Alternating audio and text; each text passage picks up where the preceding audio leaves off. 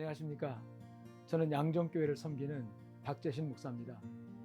우리 민족의 고유 명절인 추석이 다가왔습니다. 추석에는 고향을 찾아가죠. 그래서 오늘은 영원한 본향이라는 주제로 말씀을 생각해 보겠습니다. 그들이 이제는 더 나은 본향을 사모하니 곧 하늘에 있는 것이라. 이러므로 하나님이 그들의 하나님이라 일컬음 받으심을 부끄러워하지 아니하시고 그들을 위하여 한 성을 예비하시느니라. 금년 추석은 코로나19로 인해 사회적 거리두기로 인하여 가능하면 고향 방문을 자제해달라는 방역당국의 요청이 있었습니다. 아마 그래서 예전처럼 고향 찾는 발걸음이 많지는 않을 것으로 예상이 됩니다.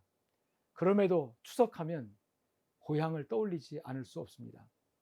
고향이란 단어는 어딘지 모르게 포근하고 정겹게 느껴지는 단어입니다. 꿈 많던 시절, 추억이 있어서 그럴 것입니다.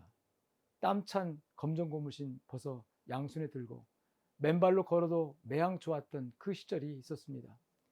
보자기로 둘둘 말아 등 뒤에 걸쳐맨 책보 속에서 닥닥 긁어먹은 빈 도시락통은 걷고 뛸 때마다 딸그락딸그락 장단을 맞추고 친구들과 제잘거리며 앞서거니 뒤서거니 신나게 넘어가던 그 선앙댕이 오솔길, 미끄럼 타던 뒷산 언덕배기 향토길, 겨울이면 논두렁 밭두렁 신나게 달리며 연날리고 굵은 철사 구부려 나를 댄 스케이트로 신나게 얼음지치던 그러며 놀았던 그 시절이 마음 찡하게 그리워집니다. 그곳은 고향이기 때문에 그렇습니다. 그래도 우리는 그리우면 찾아갈 고향이 있으니 얼마나 감사한 일인지요. 그리워도 갈 수 없는 고향을 가진 사람들이 있습니다. 1000만에 가까운 이산 가족 그들입니다.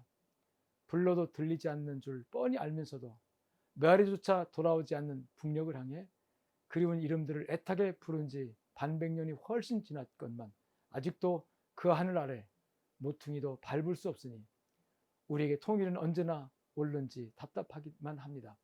그렇습니다. 고향은 언제나 그리운 곳이며 잊지 못할 곳입니다. 그래서 사람들은 명절만 되면 고향을 찾는가 봅니다. 그런데 우리가 찾는 육신의 고향, 혈육의 고향보다 더 급하게 찾아야 할 고향이 있습니다. 그것은 바로 영혼의 본향입니다. 철학자 키엘케고르는 현대인을 가리켜 고향 잃은 사람들이라고 정의하였습니다. 마음 둘 곳이 없어 나그네처럼 정처가 없고 방황한다는 것입니다. 키엘케고르가 말한 잃어버린 고향이 무엇일까요? 영혼의 고향입니다. 인생의 길에는 갈등과 방황, 고민과 애통이 끊이지 않습니다. 도무지 쉼이 없습니다. 그것은 영혼의 쉼터를 잃어버렸기 때문입니다. 인간은 자기를 지으신 하나님 안에서만 자신의 존재에 대한 만족을 느낄 수 있고 참된 행복과 쉼을 누릴 수 있습니다. 하나님이 우리의 영원한 고향이기 때문입니다.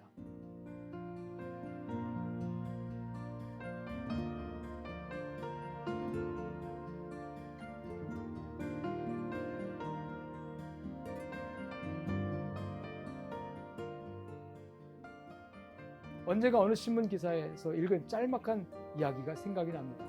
91년 걸프전 당시 실종됐던 낙타 한 마리가 전쟁이 끝난 지 5년이 지난 어느 날 몸에 새끼까지 벤 채 수백 킬로 떨어진 주인집으로 돌아왔다는 것입니다.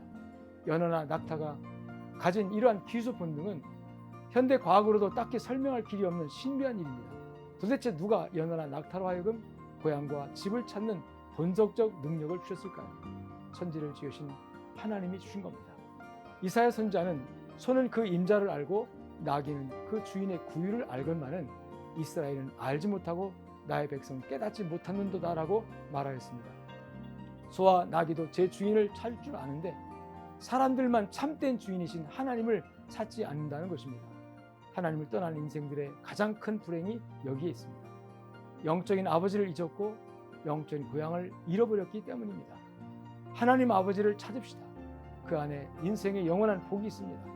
이번 추석 명절에는 영원하고도 참된 본향인 하나님의 품 안에서 진정한 행복을 누리시기를 예수님의 이름으로 축복합니다.